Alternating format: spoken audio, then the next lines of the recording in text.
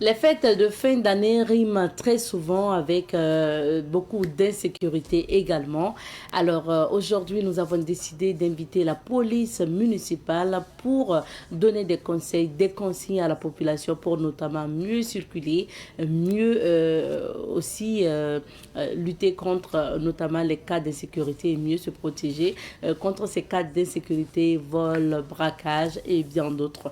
Ça sera tout à l'heure dans la rubrique invité du jour puisque nous recevons l'inspecteur de police Louis Naré qui est inspecteur de police et chef de service des unités piétonnes d'intervention et adjoint du directeur de la sécurité publique. C'est notre invité du jour. On parlera de sécurité pendant les fêtes de fin d'année. Et plus tard, on recevra d'autres invités, une association qui vise le bien-être de l'enfance en difficulté, qui construit des écoles pour ces enfants-là. On sera avec Abed International, qui a inauguré d'ailleurs une école, c'était à Bourou de Lasso. On sera avec eux pour notamment parler de leurs activités. Mesdames et messieurs, bonjour et bienvenue à ce nouveau numéro de l'émission Bonjour le Faso. Merci d'être avec nous. Merci de nous renouveler votre fidélité. L'aventure démarre tout de suite et maintenant avec la première rubrique, c'est à la découverte 2 qui nous amène à Garango. Et à Garango, on visite le Mont Boulgou. On vous parle également de la cour royale de Garango. Nous sommes installés à Garango, en pays Bissa, à quelques kilomètres donc de Tinkodgo, pour vous faire découvrir notamment la cour royale de Garango et le Mont Boulgou, parce que oui, c'est deux structures historiques et touristiques aujourd'hui, parce que si vous arrivez à Garango, vous avez la possibilité de visiter la cour royale, vous avez la possibilité également de monter sur le Mont Boulgou, ce qui est intimement lié à l'histoire notamment de la population de la ville de Garango. On vous invite à écouter notre guide touristique au niveau de Garango. On l'écoute et puis on revient. Le Garango s'appelle Barso. C'est lui qui a créé Garango. Quand il est venu en tant que chasseur, il est venu au pied du mont. Il a vu la verdure là qui est bien. Il dit que là moi je vais rester ici. C'est ça qu'il a dit, Gargo. La chasse est fini. Lui ne bouge plus pour aller quelque part. Donc c'est pour cela, les trucs, on appelle ça quoi, les trucs là ont transformé le nom en Garango, les colons. Voilà. Donc sinon, le nom c'est Gargo. Et il est venu ici vers 1650. Il est resté. Il y avait des cousins comme les Samo et les Gourissi. Et ils se sont séparés. Leur séparation, il y a eu un bruit et entre grand frère et petit frère. Le petit frère a attrapé son chien tué pour attendre le lendemain, aller demander pardon à son grand frère. Et le Gouringa s'est levé. Quelqu'un lui a dit, Gourinsi Agour, ici, il faut ramasser courir. C'est ça qui est resté leur nom, Gourinsi. Il y a des interdits, ouais. Puisque souvent, nous les visiteurs, il ne faut pas aimer venir prendre un caillou là-bas pour choisir. Puisque d'ailleurs même, le 1er août, c'est le grand sacrifice même du mont. Le 1er août, tous ceux qui veulent venir l'implorer. Puisque Barso était sa soeur, quand il a dormi là-bas pendant tant de jours, il y a des gibiers sur le mont, mais il n'a pas tué. Et un jour en dormant, le mont s'est révélé à lui. Que oui, toi tu es venu à mes pieds. Tu es un chasseur. Tu n'as jamais tué un de mes enfants. Mais moi, aujourd'hui, moi je vais te dire, je vais te protéger. Toi, et tout, jusqu'aux descendants, jusqu'à... Oh là là, c'est pour cela, qu'ils font les sacrifices. Et beaucoup de personnes viennent demander. Il y a d'autres qui viennent demander de l'argent, d'autres qui viennent demander du travail, d'autres qui viennent demander femmes, d'autres qui viennent demander enfants. C'est d'Europe, même s'ils ne peuvent pas venir eux-mêmes, ils envoient des trucs, on demande pour eux. Voilà. Mais si tu demandes et que ça réussisse, il faut penser que vraiment, dans cette village, j'ai demandé ça Si tu as promis coq, tu viens remercier avec coq. Si tu as promis bélier, tu viens remercier avec bélier. Si tu es venu promis avec chèvre, tu reviens avec ça. C'est tout. Et puis c'est chaque année. Mais si ça te réussit vite, il y a un coin derrière la cour là pour les remerciements. Voilà. Ça veut dire que c'est une lignée qui part avec le monde. Nous recevons ce matin Elhadj Amadé Soro pour la revue de presse. Bonjour Elhadj. Bonjour Zabiata, bonjour à toutes et à tous. Bienvenue. On découvre les titres d'abord. Absolument. Et nous commençons par les journaux, les quotidiens. À la une du quotidien, réhabilitation et fermeture des sites miniers au Burkina. Un plan d'action initié pour une transition minière durable et responsable. Investissement immobilier, les grandes entreprises obligées d'ériger les sièges au Burkina Faso. Deuxième QASEM du ministère de la Santé, les acteurs réfléchissent sur la gouvernance et les innovations. Protection sociale et vieillesse au Burkina Faso, les retraités face à l'urgence de la dignité. Nous poursuivons avec cette fois-ci le journal L'Express du Faso, édité à Bobo Dioulasso. À la une de l'Express du Faso, reconquête du territoire, les membres du gouvernement au camp Ouézin Koulibaly. Assemblée législative de transition, quitus pour des accords et des conventions de financement. Autant le dire, le problème ne sont pas les religions, mais des individus. Guichet unique du foncier Bobo, Idrissa Ouendata Roland Belemlilga prend le témoin. Cannes 2025 Algérie-Burkina, réaction de Burkinabé. Nous poursuivons notre randonnée avec la presse burkinabé cette fois-ci avec le journal Sidoya. À la une de Sidoya, activité génératrice de revenus des femmes handicapées force l'admiration à Douna. Transformation agroalimentaire, ces femmes qui portent le Made in Burkina. Trait de plume d'une élection à l'autre. Les conquêtes du territoire national, le gouvernement salue les efforts des combattants dans le Gouloumou et les Guiricos.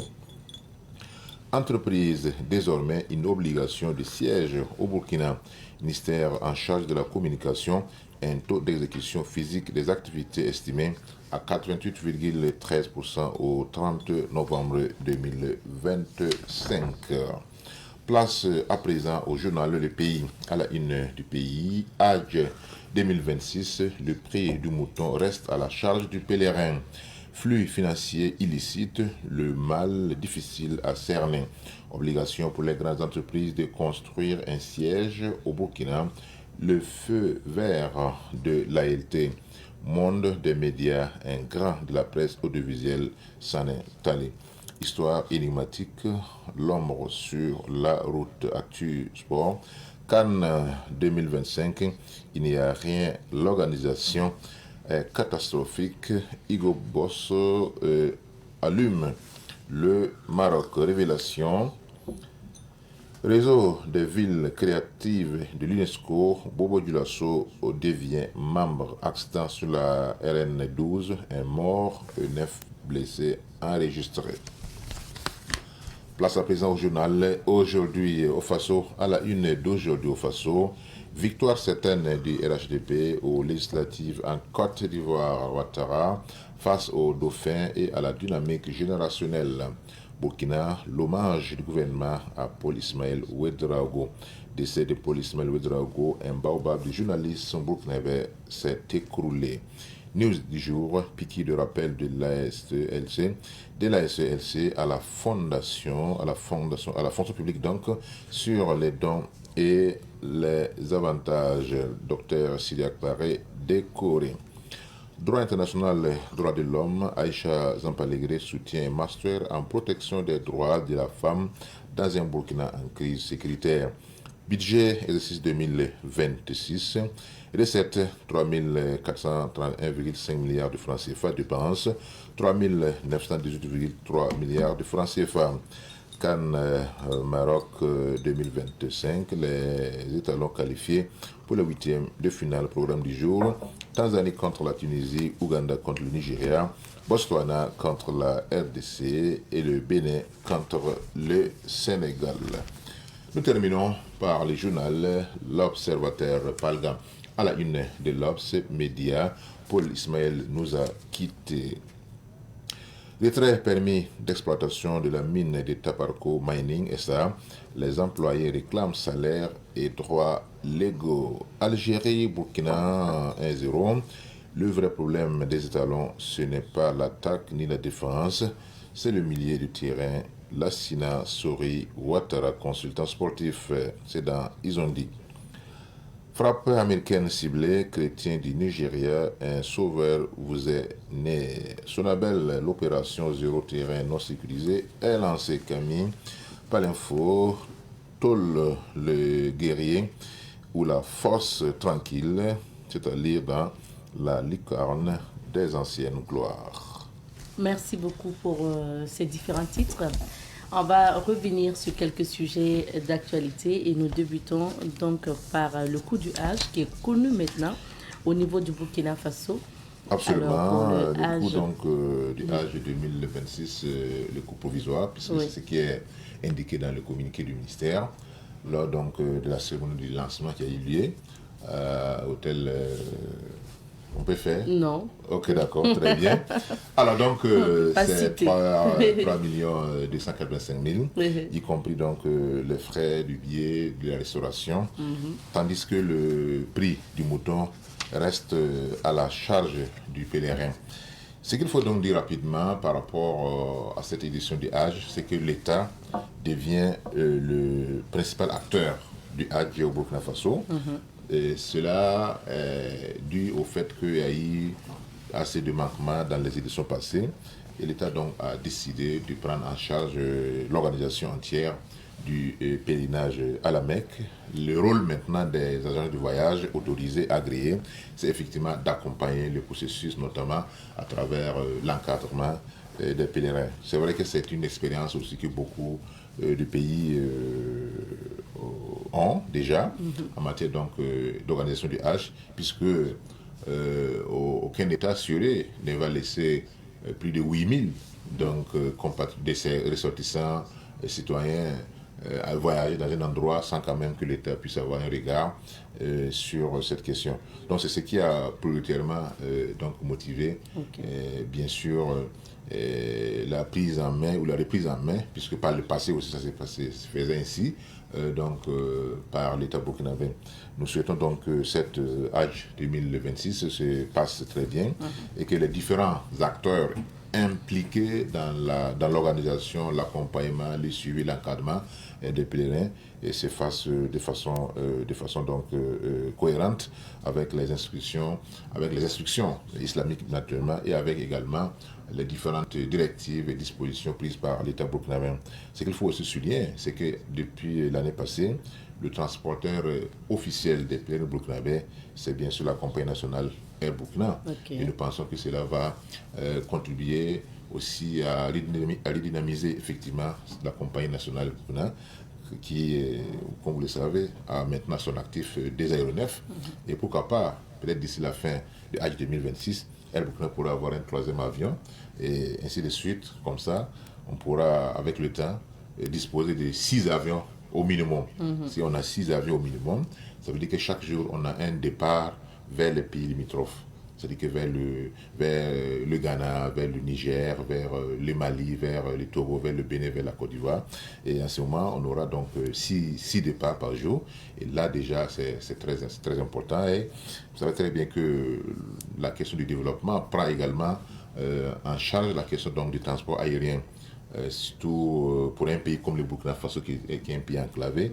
Donc si l'accent est mis également sur le transport aérien, cela va contribuer effectivement à booster l'économie du pays.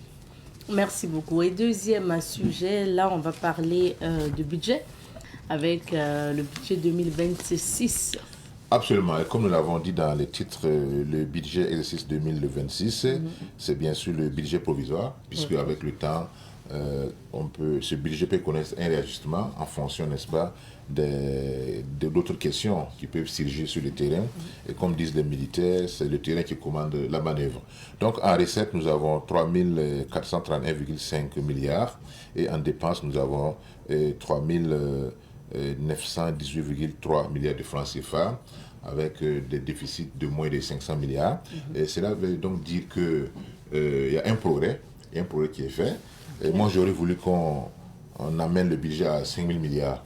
Voilà, pour essayer de voir maintenant qu'est-ce qu'on peut faire et pour effectivement, parce qu'il y a une ambition qui est portée par la révolution progressiste populaire. Et en tant que tel, il faut qu'au niveau donc, des projections budgétaires, que nous puissions avoir des chiffres qui vont nous amener à nous surpasser. Voilà, effectivement. Bon, quand on jette un regard rapide, on sent que le secteur de l'éducation va avoir au moins, en tout cas, quelque chose de 30% donc en recettes propres. Parce que vous savez qu'en termes de budget, il y a les recettes propres qui sont mobilisées par la douane, par les impôts. Et il y a aussi les recettes extraordinaires qui peuvent faire l'objet donc, des mobilisations à travers les dons, à travers la coopération internationale. Donc, en termes de recettes propres, ça veut dire que ce que nous allons mobiliser au niveau du Burkina Faso ici, l'éducation va effectivement avoisiner donc les 30%. On note également une légère baisse au niveau donc du budget en lien avec la défense et la sécurité. Ça peut être un indicateur qui prouve que voilà, le terrorisme là est presque vaincu et que donc pourquoi pas à la fin de l'année 2026 on ne puisse plus entendre parler d'actions terroristes d'éclat.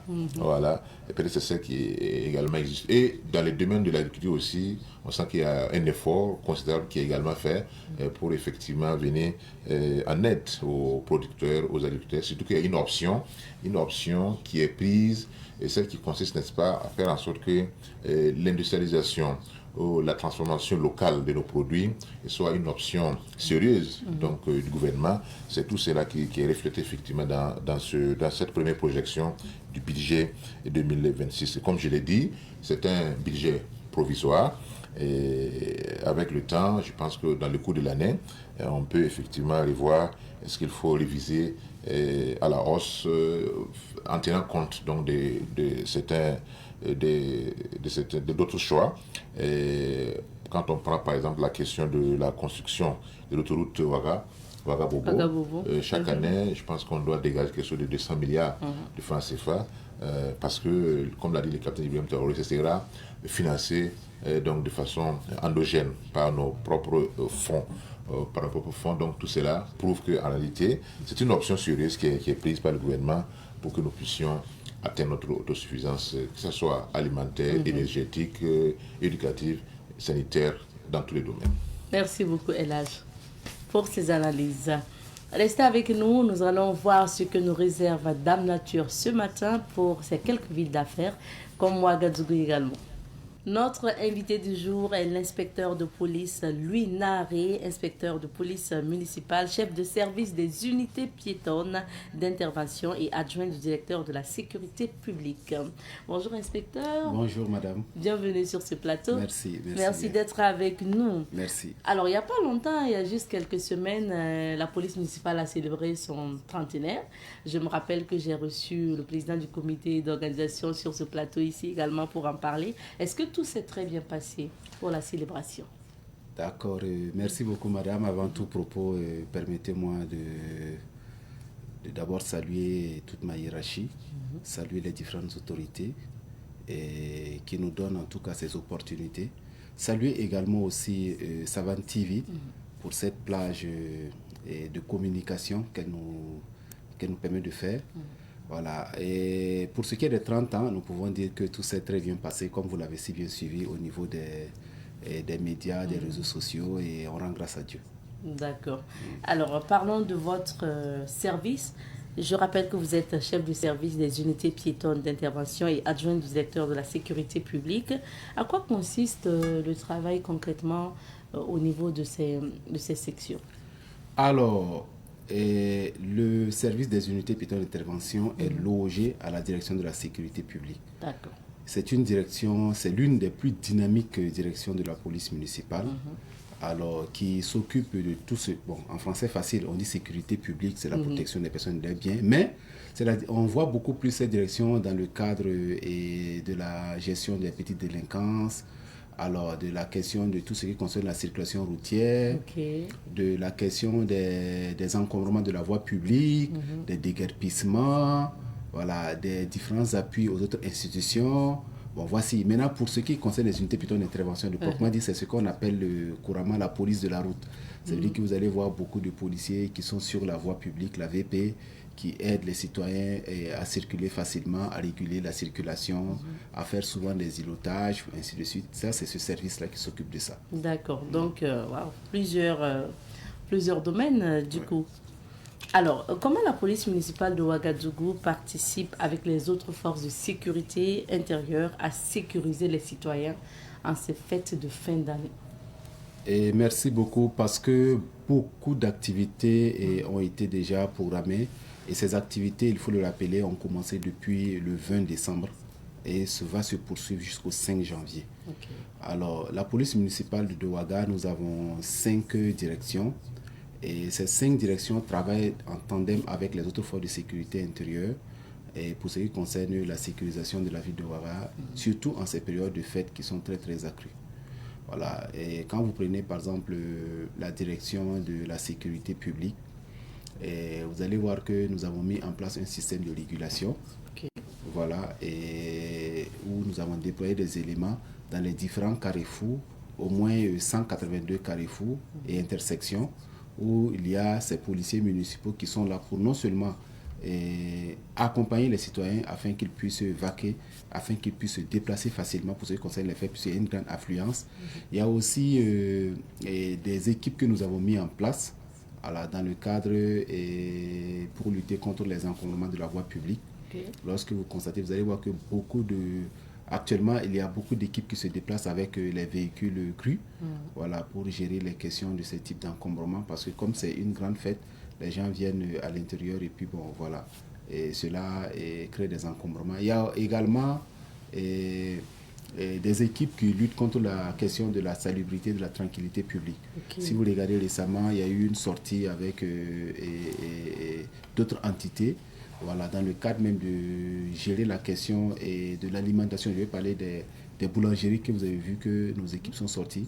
Et il y a eu même ces boulangeries que nous avons été tenus de faire de sursoir de manière temporaire d'abord leur activité, parce que ce qui a été constaté, ce qui est dans le cahier des charges, ce qu'ils font, voilà, n'est pas la réalité, si vous comprenez. Donc, alors que c'est des périodes de forte consommation. Donc, ce sont quelques étapes comme ça et d'activités, voilà, que nous menons pour ce qui concerne la police, mais aussi avec les autres entités. Voilà. Sans oublier que la question même de la salubrité qui est là, avec ces périodes de fête, les gens viennent de part et d'autre pour vendre, en tout cas, soit des bétails, soit des volailles, et ça occupe la voie publique. Les marchés spontanés. Les marchés spontanés, effectivement, qui salissent en tout cas notre milieu urbain et ainsi de suite. Donc, il y a également des équipes qui sillonnent pour s'occuper de ces types d'installations. Bon, en tout cas, l'équipe fait ce qu'elle peut. N'en parlons pas. Au-delà de ça aussi, il y a des équipes qui rentrent dans les différents quartiers, dans les différents arrondissements et même dans les zones à habitation précaire pour pouvoir aussi gérer les questions, faire des rondes dissuasives afin de permettre de donner la confiance à la population. Bon, et faire des rondes afin d'être souvent, parce qu'il y a des populations qui nous appellent à travers notre centre. Mais à travers les rondes, nous arrivons un peu à donner beaucoup plus de confiance à la population ouagavilloise. Ça veut dire que vous vous occupez en même temps de plusieurs domaines. La sécurité routière, vous avez parlé des encombrements, la sécurité au niveau des quartiers, c'est plusieurs choses en même temps. C'est vrai. Alors, comme vous l'avez dit, généralement en fin d'année, on constate qu'il y a une augmentation des cas d'insécurité, braquage, vol, agression et bien d'autres. Et qu'est-ce qui explique cette situation généralement? Non, bon, cela, on peut comprendre ça facilement. Et pour ne pas rentrer un peu dans le fond, vous savez que pendant la période des fêtes, chacun veut tout faire pour, entre griffes, bien fêter. Et dans cet objectif de bien fêter, Et bon, d'autres se donnent à des pratiques interdites. Voilà, notamment aller vouloir cambrioler la boutique ou bien en tout cas prendre ce qui ne l'appartient pas, ainsi de suite. Donc voilà pourquoi nous mettons en place ce système de ronde. Voilà pourquoi nous mettons en place ce système de ronde au niveau des différentes villes, dans les carrefours et autres. Ça peut dissuader, ou du moins ça dissuade d'ailleurs. Voilà, nous pouvons expliquer ces types de comportements comme ça. Voilà, comme c'est la fête, chacun cherche des moyens pour pouvoir mieux fêter, alors que bon, ces moyens ne sont pas les plus recommandés. C'est ça. Et face à d'éventuels braquages, agressions, vols et autres, que doit faire la population, inspecteur, pour se protéger? Oui. D'abord, il faut sécuriser les lieux. Vous savez, les gens oublient beaucoup de paramètres en matière de sécurité. Que tu sois chez toi à domicile, que tu aies un lieu de commerce, il faut travailler d'abord à sécuriser tes lieux en mettant un système de prévention, ainsi de suite, notamment l'éclairage. Voilà, mettre peut-être un dispositif de sécurité, notamment soit des sociétés de gardiennage et autres. Okay. Mais également mettre des dispositifs également de vidéosurveillance, ainsi de suite. Mais je pense que la population également aussi doit apprendre à rapidement alerter, voilà, à rapidement et faire confiance aussi à sa population. Ce que j'ai oublié de vous dire est que la police municipale, dans le cadre de ces fêtes de fin d'année, travaille en tandem avec, par exemple, les autres forces de sécurité. Okay. Vous voyez que souvent, lorsqu'il y a des situations entre nous, voilà, nous communiquons facilement, voilà, pour que s'il y a une question d'intervenir, que ce soit une intervention un peu mixte, parce que chacun a son niveau d'intervention, chacun a son domaine d'intervention pour que les choses puissent aller. Donc j'encourage la population à beaucoup redoubler d'efforts pour ce qui concerne leur propre sécurité, voilà, en n'exposant pas, voilà, certains biens à l'œil nu comme ça. Faut pas faire voir ce que vous avez, quoi. Bon, peut-être que être un peu plus discret, parce que bon, l'être humain est ce qu'il est. Oui. Plus il constate que bon, tu es en train d'exposer, plus il peut te filer, en tout cas te suivre, et puis voilà, te trouver dans un angle mort et puis faire ce qui n'est pas intéressant. Voilà, éviter également de sortir pendant des heures suffisamment tardives. Bon, malheureusement, les gens n'ont pas toujours compris ça. Bon, l'idéal, c'est de rester à la maison et bien fêter avec la famille. Bon, voilà, c'est l'idéal. Mais à défaut, en tout cas, rentrer le plus tôt possible. Voilà, et en tout cas, avoir le réflexe d'avoir les numéros d'urgence les plus utilisés afin de pouvoir alerter en cas de problème. Est-ce que les nuits du 31 au 1er janvier, qui sont généralement la nuit la plus mouvementée en fin d'année, est-ce que la police municipale prévoit un dispositif particulier? Oui. Oh oui. Je vais prendre d'abord deux volets. Et il y a un dispositif d'abord que nous avons mis en place pour sécuriser d'abord les lieux de culte. D'accord. Vous savez que c'est des périodes où les gens s'adressent beaucoup au Tout-Puissant. Ils vont aller prier soit à la mosquée, soit à l'église, ainsi de suite. Pour les catholiques, c'est encore plus fréquent. D'abord, il y a un dispositif pour sécuriser les différents lieux de culte que nous avons à Ouagadougou. Et il y a également un autre dispositif de ronde permanente qui est beaucoup plus accentué durant toute cette nuit. Ça veut dire que du matin jusqu'au petit matin, vous allez voir qu'il y aura tout le temps une équipe de ronde à travers notre groupement mobile opérationnel, okay, notre équipe COM, et à travers notre équipe également Hercule, qui va tout le temps faire des mouvements, voilà, au niveau des différents carrefours pour pouvoir encourager et pour pouvoir rassurer la population, voilà, pour qu'elle puisse aller prier facilement, vaquer à leur occupation. En tout cas, cela est déjà... Et même dans les marchés, nous avons déployé un dispositif dans les différents marchés, même dans les gares. Voilà, nous avons déployé un dispositif parce que c'est des périodes où les gens bougent beaucoup, où rapidement quelqu'un peut piquer ton porte-monnaie, ainsi de suite, ainsi de suite. Vous voulez être là. Voilà, il faut être présent. Il faut être présent pour assurer la population. Présent pour assurer, présent pour intervenir. Présent pour assurer, présent pour intervenir, beaucoup plus pour assurer. Voilà. Et s'il faut intervenir, forcément, il faut qu'on intervienne. Voilà. Et aussi demander aussi le concours aussi des autres forces pour qu'on puisse s'accompagner dans cette dynamique. Bien sûr. Alors, inspecteur, vous avez parlé notamment tout à l'heure du mouvement de la population. Ce qu'on constate, même en circulation, surtout la capitale, le centre-ville de Ouagadougou est bondé de monde, embouteillage partout pendant les fêtes de fin d'année. Comme on se dit qu'il y a de nombreuses personnes aussi qui viennent de leur localité où ils travaillaient, pour notamment de l'intérieur du pays, pour rejoindre Ouagadougou, la famille, pour la fête. Qu'est-ce qu'il faut faire? Quelle est la solution pour éviter ça, ces embouteillages, l'encombrement et tout ça? Il faut comprendre d'abord que c'est un phénomène naturel. C'est une fête. Toute la population revient se retrouver dans un même milieu pour pouvoir passer.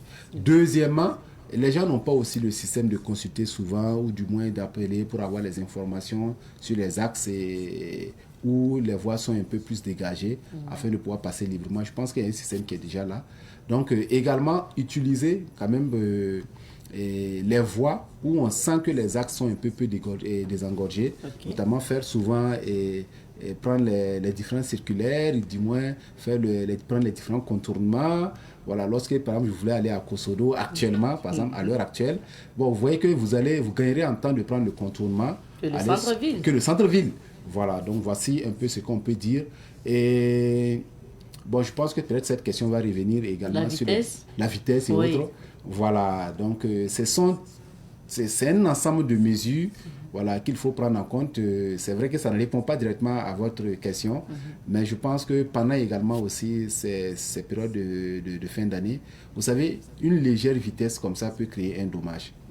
Une petite vitesse peut créer, même si vous êtes dans la vitesse réglementaire donnée, voilà, lorsque vous sentez seulement que vous êtes dans un milieu où déjà il y a beaucoup de véhicules, il y a beaucoup de moyens de déplacement qui s'y prêtent, à vous de voir et de vous en tenir à ça et d'éviter beaucoup voilà, de communiquer également pendant ces périodes-là. Peu importe la communication que vous allez recevoir lorsque vous êtes en circulation, c'est des trucs qu'il faut fortement éviter, surtout en ces périodes de fête de fin d'année.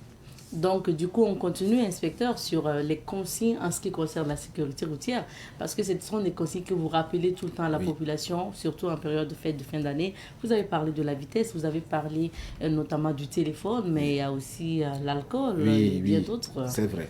Alors, c'est comme nous avons commencé depuis, comme j'ai dit, depuis le 20 décembre, à sensibiliser d'abord, à faire des informations, des messages, et ainsi de suite.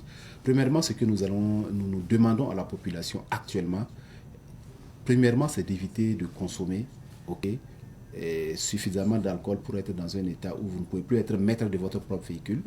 Voilà. Deuxièmement, lorsque vous consommez, vous restez à la maison ou du moins vous trouvez un temps d'abord pour digérer tout ça.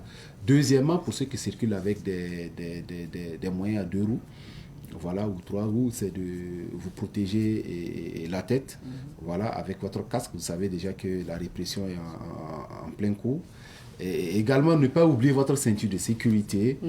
C'est très important. On oublie beaucoup parce qu'on met souvent des enfants, on oublie tout ça. Ne pas communiquer également. Voilà, pendant ces périodes de fin d'année, arriver dans un point et puis pouvoir communiquer. Apprendre à peut-être garer ou du moins serrer son véhicule. Voilà, lorsque je veux communiquer, puisqu'il y a des voies. Il y a des voies prévues pour ça, il y a des axes prévus pour ça. Les gens, le code également, il faut qu'on revienne souvent là-dessus. Je ne sais pas à quel moment, sur quelle partie on peut garer mon véhicule ou bien stationner de manière momentanée, ainsi de suite. Bon, je pense qu'avec d'autres émissions, on pourra revenir là-dessus. Donc bon, en quelque sorte, voilà ce que nous pouvons demander à la population de pouvoir en tout cas tenir cap afin que ces fêtes puissent bien se passer. Alors, vous avez parlé tantôt des contrôles au niveau des boulangeries. Est-ce que vous portez un regard aussi sur d'autres produits alimentaires? Oui, nous avons pris les boulangeries parce que c'est récent, c'est tout à l'heure seulement qu'on est sorti. Sinon, comme j'ai dit, pendant la période de fin d'année, nous faisons des différents, d'abord sur les débits de boissons. Voilà, les débits de boissons. Vous allez voir qu'il y a des contrôles permanents actuellement, puisque c'est pas tout ce qu'on nous sert. Il faut vraiment qu'on ait un œil regardant. Il y va du rôle de la police municipale. Voilà, donc il faut qu'on ait un œil regardant là-dessus. Ça peut être des boissons, mais c'est des boissons qui peuvent ne pas être à jour encore de consommation. Mais les gens ne savent pas, la nuit, tu peux t'asseoir, tu consommes une boisson comme ça, mais peut-être que la boisson n'est plus en période de consommation. Vous voyez, ou du moins, tu peux aller payer du poisson. Excusez, je prends des exemples comme ça. Pas aller payer des produits alimentaires, par exemple dans les alimentations où on passe souvent. Alors que, bon, dans la rapidité avec les fêtes, bon, les gens ne font qu'entasser les produits, mais peut-être que, voilà, il faut les voir les dates, la période voilà, de consommation pour ne pas consommer des produits qui ne sont pas ça. Donc nous passons dans ces différents lieux.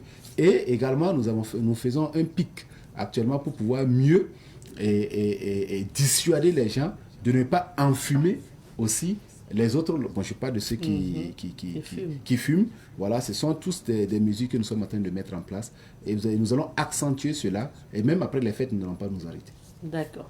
Alors, inspecteur, sur les patrouilles, parce que est-ce que vous avez dans votre programme de faire des patrouilles au niveau des zones criminogènes?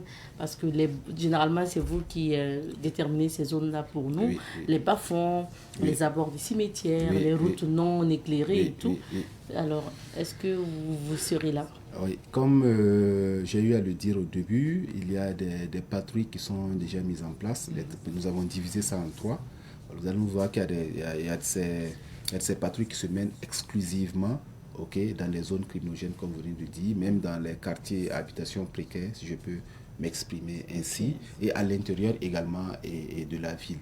Et ces patrouilles, nous les faisons dans cette... Bon, on ne va pas faire le listing de toutes ces zones ici, mais comme vous le savez, il y a de ces zones où la criminalité est un peu plus élevée, ou du moins la petite délinquance est un peu plus élevée. Et voilà, à travers les différents braquages que nous avons pu enregistrer, voilà, et nous continuons toujours d'être auprès de la population. Et nous avons aussi des équipes qui ne sont pas souvent en tenue, qu'on appelle des agents, en tout cas, qui nous amènent des informations de renseignement, voilà, qui sont placés dans les différents points pour nous reverser des informations lorsqu'on constate en tout cas des cas voilà, qui ne sont pas, ou du moins des mouvements un peu suspects, pour qu'on puisse amener des équipes, ou du moins refaire remonter l'information au niveau national, au cas où, à notre niveau, on ne peut pas gérer. Alors, inspecteur, on va revenir, on va récapituler en ce qui concerne les consignes de sécurité pour ces fêtes de fin d'année. Quels sont vos conseils et les consignes à donner aux populations? Premièrement, ce qu'on peut dire pour ces périodes de fin d'année, premièrement, il faut d'abord s'assurer que son engin de déplacement, son véhicule de déplacement, que ce soit une moto, un véhicule, peu importe, un vélo, qu'il soit d'abord en bon état. Vérifiez d'abord la pneumatique, les freins, les feux et d'éclairage, les phares. Voilà. Vérifiez d'abord que tout est en bon état. Okay. Parce qu'à tout moment, les pannes peuvent survenir. Mais lorsqu'on est sûr qu'ils sont en bon état, on peut commencer déjà. D'accord? Premièrement. Deuxièmement, lorsque je suis dans mon véhicule, le véhicule c'est tout, que ce soit la moto ou le vélo, lorsque je suis avec mon véhicule, si je suis à moto, je dois avoir mon casque. C'est une obligation. Ça, c'est premièrement. Et deuxièmement, si je suis dans un véhicule, les véhicules à 4 roues ou plus, je dois porter ma ceinture de sécurité. Deuxièmement, éviter de communiquer, que ce soit à moto ou à vélo, éviter de communiquer. Être sûr que j'ai mon dispositif d'extincteur à côté, parce qu'avec ces périodes de fête, le plus souvent, on fait des grands arrêts. Voilà, et souvent le véhicule, l'huile et tout ça, ça peut te lâcher. Et puis bon, comme ce qu'on a suivi tout près au niveau de Shell PC, où le véhicule s'est explosé comme ça, parce que bon voilà, ça c'est une question de visite technique qui n'a pas été très bien suivie. Donc ça, l'usage manuel du téléphone, la ceinture de sécurité, vérifier que le dispositif de protection est là. Et troisièmement, éviter de consommer suffisamment l'alcool pour ne pas être dans un état où on ne peut plus être maître de son véhicule. Voilà. Et quatrièmement, suivre vraiment scrupuleusement les consignes des forces de sécurité qui vous accompagnent, que ce soit au niveau des carrefours, que ce soit dans les lieux de culte, que ce soit dans les artères, et ainsi de suite. Et éviter de rentrer très tardivement, très tardivement, rester à proximité de son domicile lorsqu'on veut fêter, et ainsi de suite. Voilà, éviter de rentrer tardivement, éviter d'exposer, en tout cas certains biens, que nous avons. Même quand vous rentrez dans des débuts de boissons pour payer des gens, ça mène à faire sortir des grosses sommes, ainsi de suite. Alors qu'on sait déjà ce qu'on parle pour payer, donc on peut prévoir ça à l'avance pour faire sortir juste le nécessaire et puis payer puis repartir. Ça veut dire même que c'est une insécurité si on peut payer par des voies mobile money, c'est encore plus intéressant. Alors, et enfin, avoir le réflexe, avoir les numéros les plus utiles et avoir le réflexe, en tout cas, de contacter les forces de sécurité lorsqu'on estime que on est soit suivi ou bien lorsqu'on estime qu'il y a une situation qui se passe là, il faut avoir ce réflexe, en tout cas, d'appeler. Et les fêtes de fin d'année, généralement aussi au niveau des ménages, il y a des braquages, enfin, comment on va appeler ça, des vols.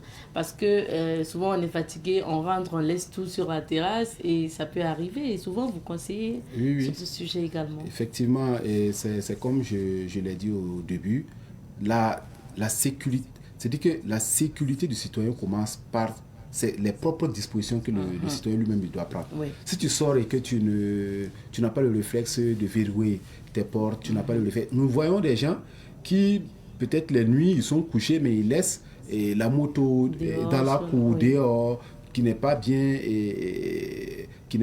mise en sécurité, les vitres des véhicules qui sont baissées légèrement. Souvent même c'est au bord de la voie, souvent c'est au bord de leur porte, ainsi de suite, même à l'intérieur de la maison, fermée hermétiquement et le réflexe de ne pas ouvrir la porte comme ça lorsque toute personne qui vient frapper, rassurez-vous que vous connaissez bien la personne, parce que bon, tout peut arriver, comme c'est une période de fête, tout peut arriver. Donc bon, voilà un peu ce qu'on peut dire.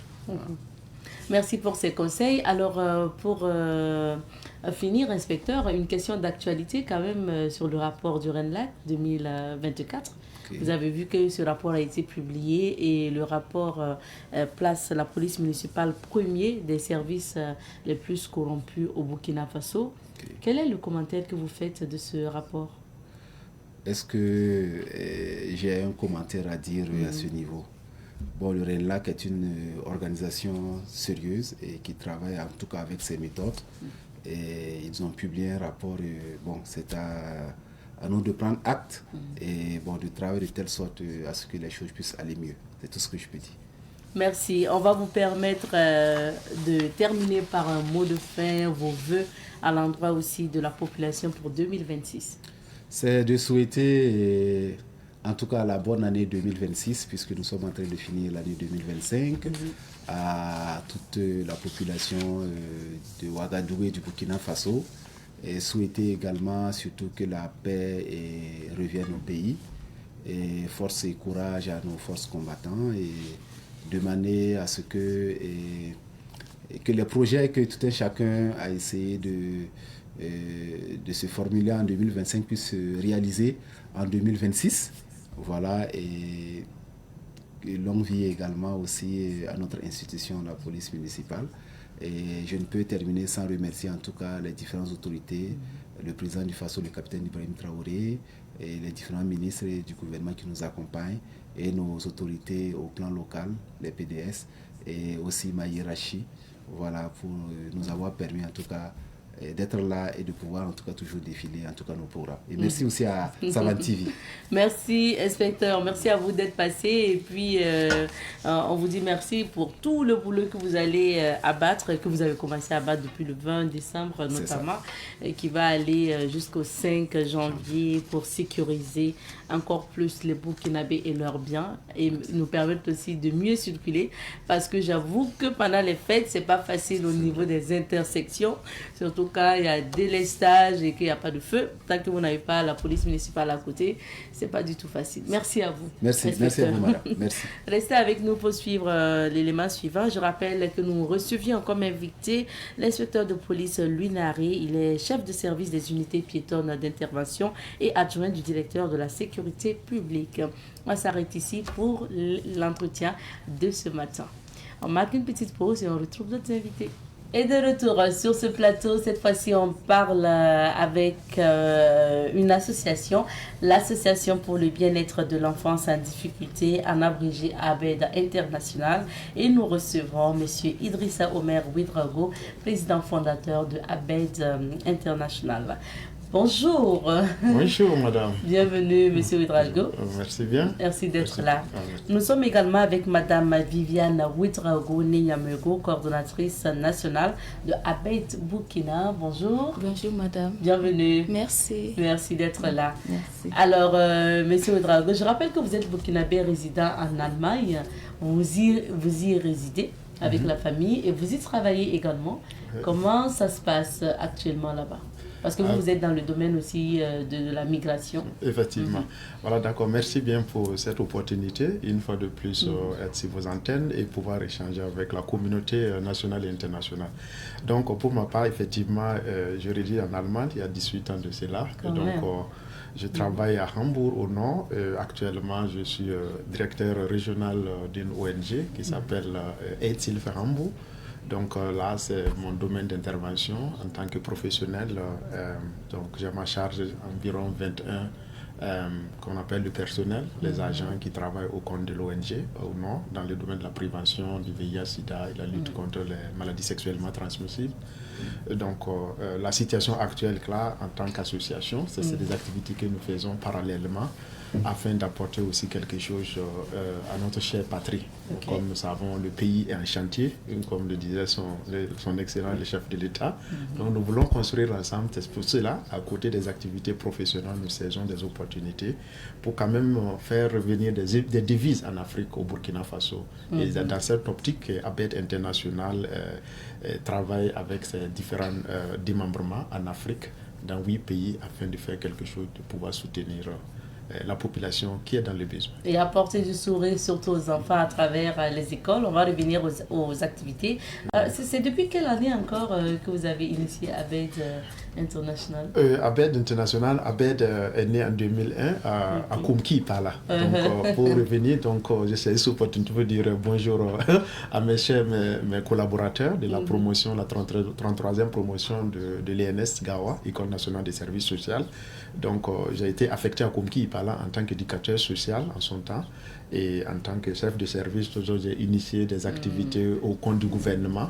Et cela m'a permis effectivement de voir qu'il y a d'autres besoins, que les enfants ont besoin d'autres activités, et les colonies de vacances et puis les rencontres, qu'ils ne pouvaient pas, ils n'avaient pas ces moyens.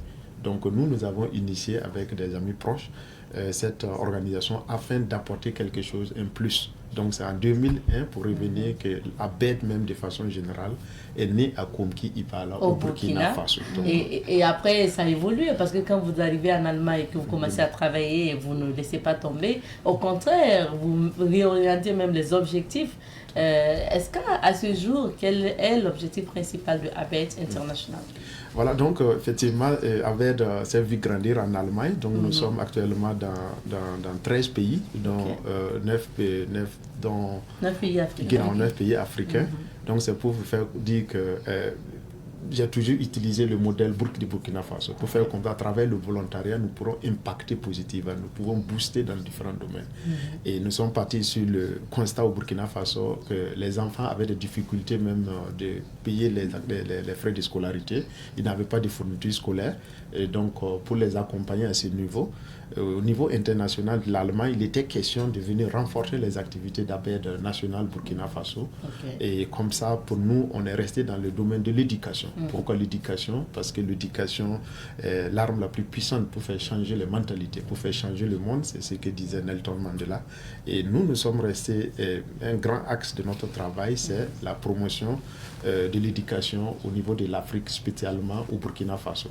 Donc, d'autres domaines d'intervention sont entre autres la migration, parce que quand nous créons l'organisation, l'association, qui est devenue Abet, c'était Abet qui est devenue Abet International, parce que nous devons intervenir et agir dans d'autres pays.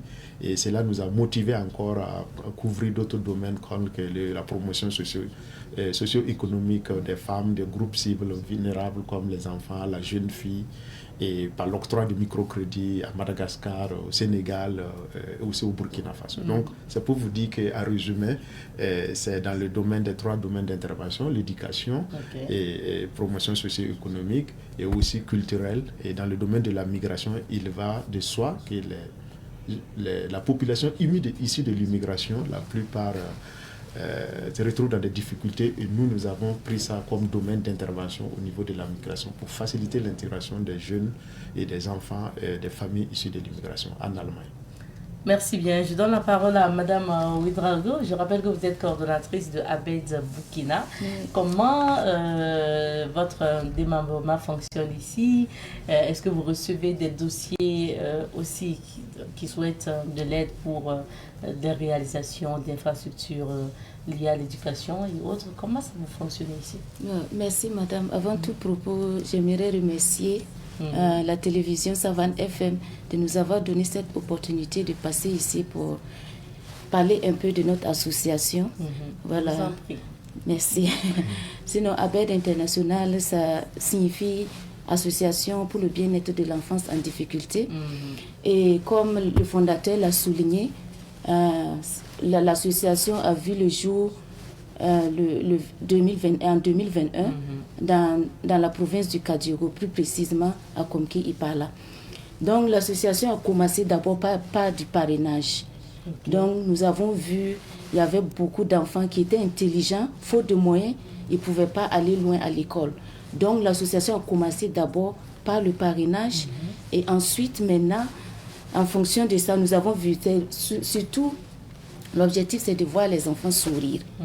Les enfants sourire, des enfants qui ont l'envie, qui ont ce courage, qui veulent aller loin, mais faute de moyens, ils ne peuvent pas aller. Donc, souvent, c'est pas facile. Donc, on a fait ça, et après, maintenant, c'est là qu'est née l'histoire de construire les écoles. D'accord. Voilà. Et comme Michelle Obama le dit, l'éducation est la clé qui ouvre la porte à l'égalité des chances. Je crois que l'éducation, c'est la base. Et quand un enfant est bien éduqué, nous avons une société de paix, une société qui est tranquille. Donc, la demande, elle est forte. Et nous avons vu, lors des interventions, par exemple, les inaugurations, on a vu, vraiment, il y a des écoles, vraiment, quand on voit l'État, ça fait chaud au cœur. Les écoles à Payotte, déjà, même les enseignants ne sont pas en bonne condition.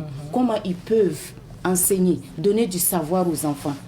Et quand on voit ça, pendant la saison pluvieuse, ils ne peuvent pas avoir accès à l'école.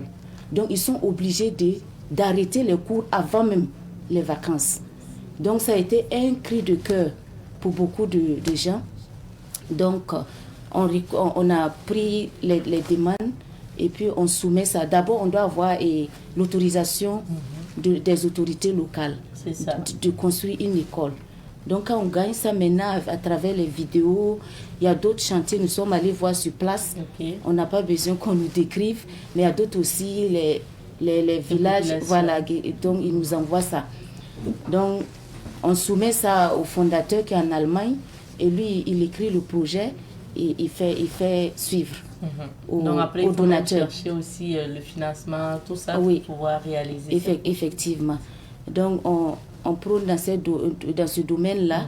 Et aussi, comme il a déjà souligné, Abed a vu qu'on ne peut pas prendre soin des enfants sans voir aussi les mamans, les femmes. Parce que la femme, là, c'est le nœud du foyer. Quand elle est là, tout, l'enfant est épanoui. Donc, on a vu que vraiment, il y a aussi des femmes qui veulent faire. Elles sont dévouées à se battre, mais faute de moyens, elles aussi ne peuvent pas entreprendre. Donc, on a dit pourquoi pas instaurer l'histoire de microcrédit. Donc, on donne des crédits et on a commencé d'abord par le Wayupia. Les femmes du Wayupia, beaucoup en ont bénéficié et ça continue jusqu'à présent. Et on est allé au Sénégal avec, il y a des groupements de femmes, vraiment. Et le retour est tellement positif avec les bénédictions. Les femmes sont tellement satisfaites. Le retour, vraiment, c'est incroyable. Donc, quand tu vois tout ça là, ça motive. Ça te donne vraiment la force de continuer. Bien sûr. Voilà. Ok. Et comme au Burkina, le président fondateur est là parce que vous avez eu une activité notamment hier. C'était à Bobo du Lasso. Inauguration aussi d'école. Parce que généralement, vous venez pour ces inaugurations-là. Rappelez-nous, qu'est-ce que vous avez inauguré et après la coordinatrice va compléter. Oui. Voilà, donc effectivement, nous sommes, comme je suis arrivé en vacances, mais Dieu merci, je dis chaque fois Alhamdoulilah. Donc j'ai toujours eu la chance de revenir au Burkina avec quelque chose dans la poche, des bonnes nouvelles. Et à Bobo, effectivement, on était là en août pour la pose de la première pierre d'une école de 6 classes, bureau, magasin, et une aire de jeu et des latrines, et aussi un forage.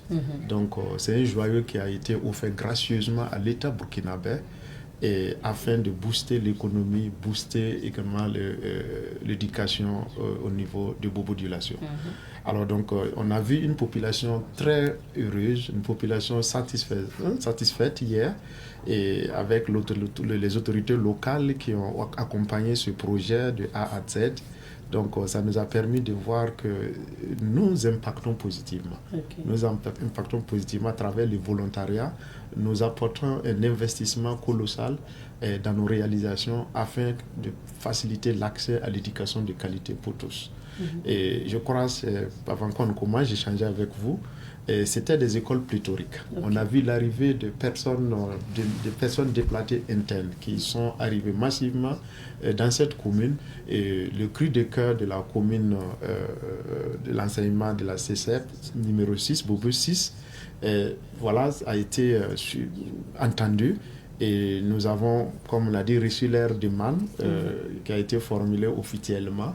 Et grâce au financement, donc nous avons mobilisé des fonds de plus d'environ 75 millions de francs CFA que nous avons pu construire des bâtiments flambants neufs et équipés. Et je suis très content. Je saisis cette opportunité pour dire merci à la coordination nationale, merci pour leur engagement, leur dévouement pour la cause de l'enfance en difficulté dans l'accompagnement des activités que nous menons. Donc, c'était vraiment une situation merveilleuse hier, et peut-être la coordinatrice va ajouter, parce que c'est chez vous, avec je vais dire, comme vous êtes la coordinatrice du Burkina, ce projet-là qui a vu le jour, c'est quoi le sentiment? Oui, c'est un sentiment de joie, de satisfaction.